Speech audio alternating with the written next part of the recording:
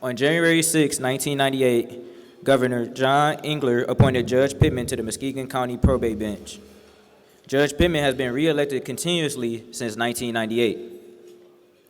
On November 12, 2021, the Michigan Supreme Court appointed Judge Pittman to serve as the Chief Judge of both the 14th Circuit Court and the 61st Probate Court for Muskegon County. Judge Pittman is the first African American in Muskegon County history selected to lead the Muskegon County court system. His term as Chief Judge began January 1st, 2022, continuing through December 31st, 2023. Additionally, Judge Pittman currently serves these organizations: Chairman of Omega Life Membership Foundation Board of Directors, Chairman of Muskegon Oceana Community Action Program Board of Directors, Life Fellow, Michigan Bar Association Foundation, co-founder and board member of Covenant Academy Foundation.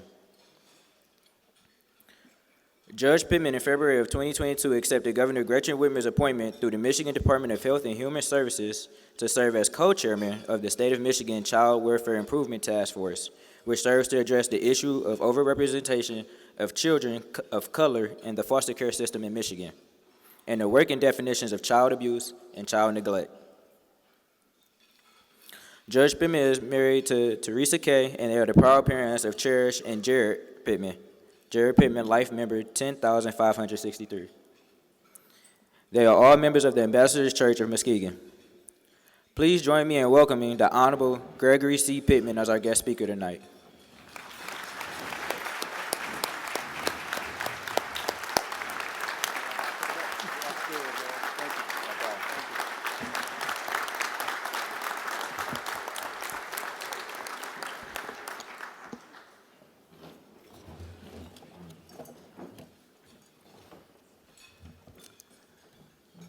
The Greek letter societies among our group appear to have entered into a period of mad competition for obtaining members.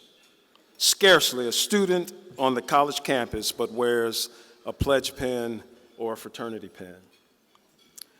Are the fraternities forgetting their original high standards? Can it be said that every man who enters college is of fraternity material? If, in any place, Omega has entered this mad race for members, please pause and consider. Well, let me pause here and thank you all for the opportunity to address this wonderful, wonderful gathering here at this esteemed Moses C. Norman Senior International Leadership Conference Undergraduate Luncheon. Never in my wildest dreams, as a member of the Lampados Club back in Sigma chapter,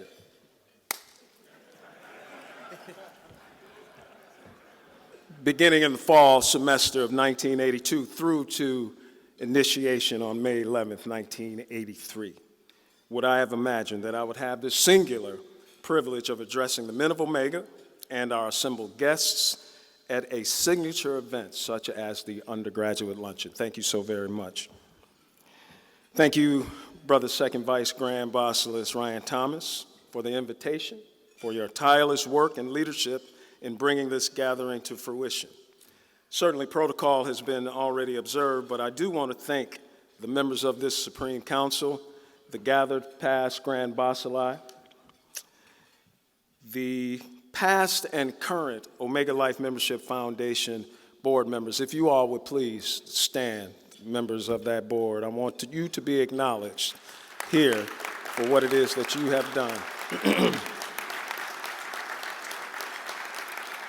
Our past chairman and our advisors with whom I have served so happily.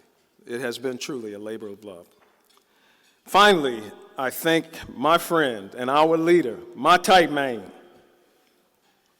the Honorable Grand Basileus Fotu, the Honorable Ricky Lewis. Thank you, brother.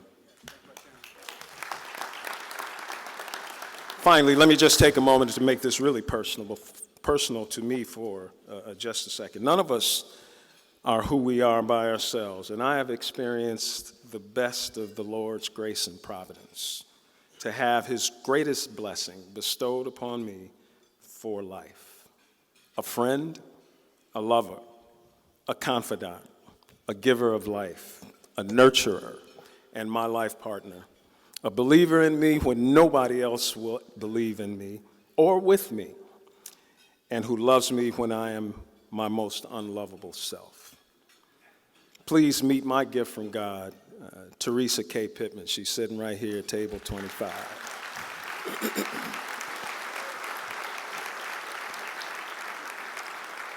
And I might add, she's a damn good real estate agent. Let K. Pittman and Green Ridge Realty make your dream house a dream come true. Shameless. No shame in that plug.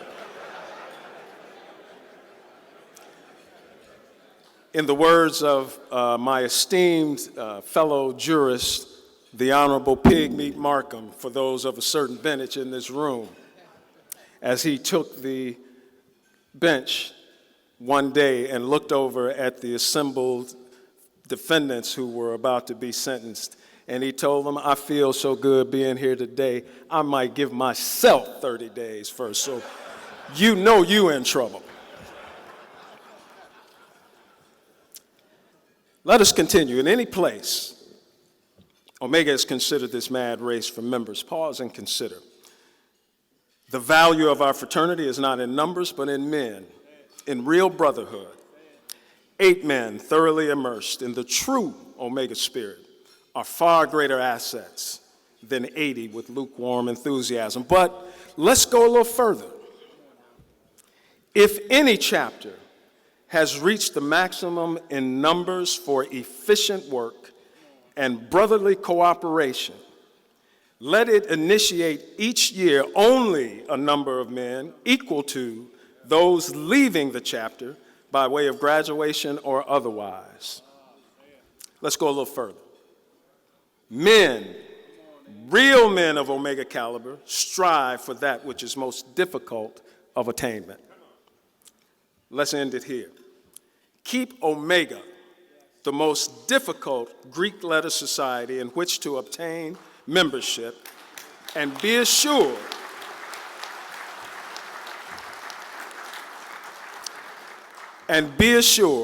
that Omega material will never be found lacking.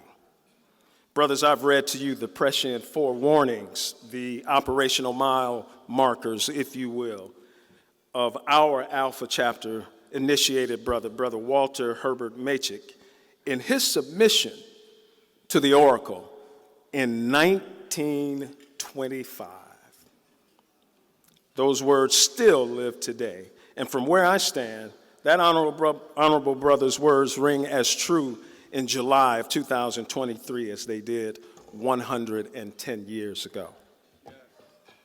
There's so much in Brother Macick's writing for us to conceptualize, and if we are who we claim to be as Omega men, there's so much for us to actualize.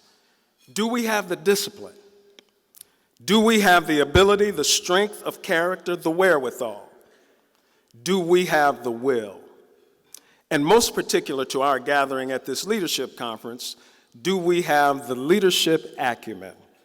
To all of those propositions, I would say yes.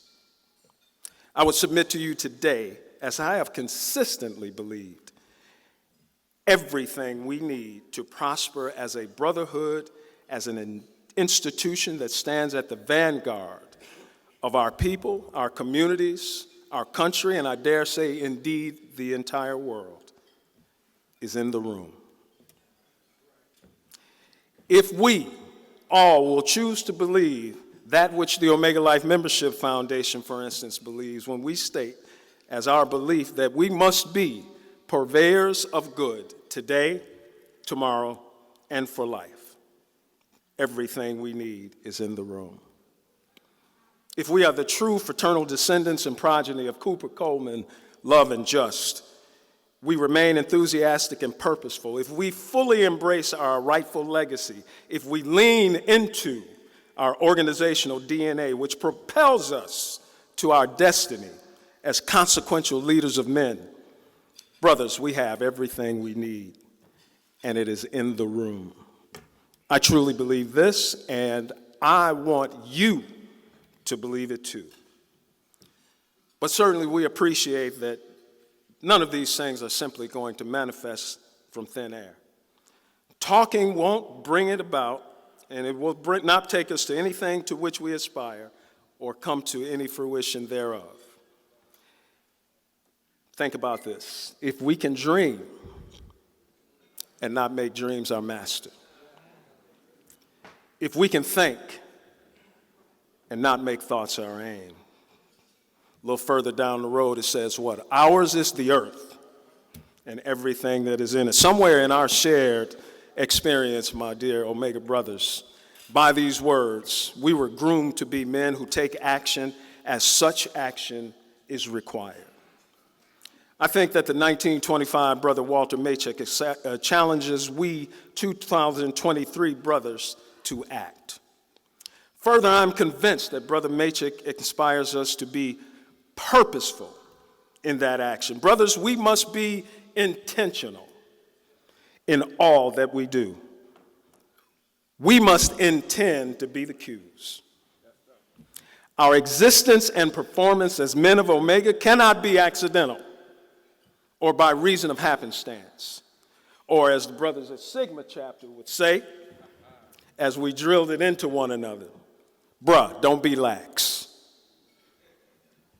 Let's intend for all the right reasons to be men of Omega Psi Phi Fraternity Incorporated, and then let us act like it. Being not only consistent as financial members of the fraternity, but being an active, present, engaged, and industriously consistent financial member. And to take it even further to the lifting as we climb level.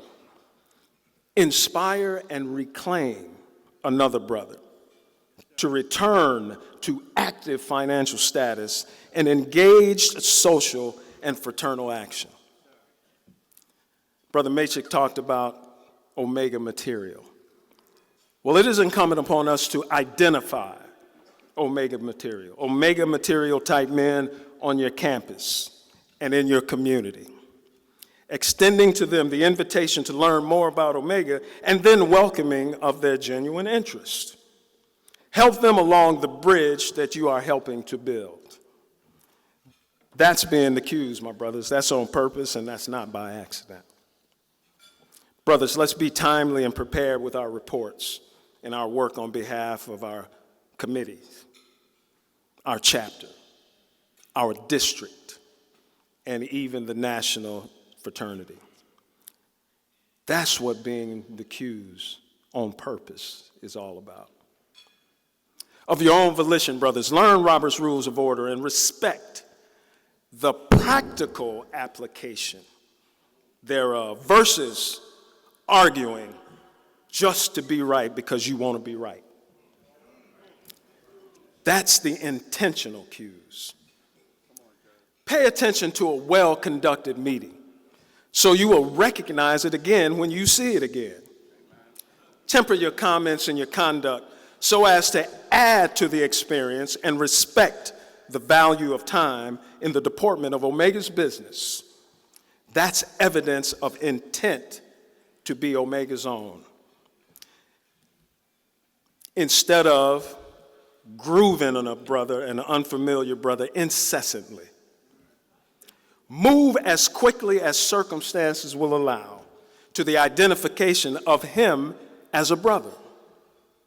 And then move even quicker to the fellowship and by extension the friendship that we know feeds our souls. That's intentional. That's Omega on purpose. Bruh, it's as simple as this. Just stick around to help clean up after the chapter's event is over. Don't dip and become MIA when there's work when there's WORK to be done. That's Omega. That's what Brother Macek is challenging us to do from his grave and his place in Omega chapter. Now, I'm a lawyer by trade, so I'm going to make my closing argument here, and I'm going to sit down. as a basic but absolutely critical element of all cases where guilt or lack of guilt by an actor must be proven.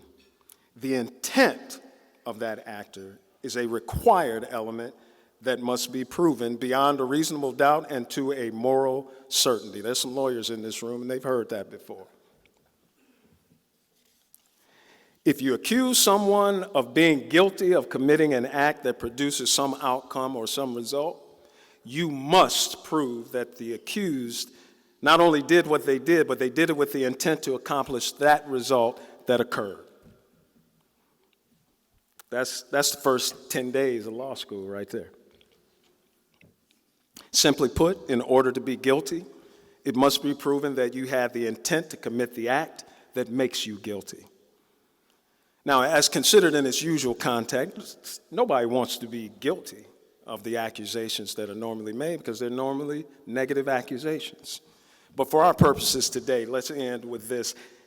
However, guilty is the desired verdict today. And for these final few minutes, just wrap your head around these hypotheticals. Imagine that our esteemed founders could convene themselves today as a tribunal. Imagine that each of us, current day brothers, are compelled to stand before that tribunal on trial. The accusation for which we stand trial, being an intentional omega, being accused on purpose. That's what we've been accused of. Prosecution, maybe Omega Psi Phi District Attorney Ricky Lawrence Lewis, or maybe his special counsel, maybe Tony Knox, or special counsel Andy Ray, would be engaged and retained to present your case before that tribunal because they know the record. They must prove to that tribunal that you are in fact guilty of being accused on purpose. Here's the question. Truly, what will the record show? Can these esteemed prosecutors make the case to that noble tribunal that you possess the requisite intent to be accused on purpose? Is there sufficient credible evidence of your acting on that intent? Can it be found that beyond any reasonable doubt and to a moral certainty that you, my dear brother, are guilty of being accused on purpose? I leave you to ponder that yourself. But I submit to you, each of us, by dint of our own free will, should revisit our oath to Omega. We should recall our original and most fervent enthusiasm and fidelity for manhood scholarship, perseverance, and uplift. We should leave this paradise island re-energized to be purposeful sons of Omega, intentional in our work to bring a little paradise to the communities we serve every day, moment by moment, act by act. Because if you can fill the unforgiving minute or with 60 seconds worth of distance run, yours is the earth and everything that is in it, and which is more, you'll be guilty of being an Omega man, my son.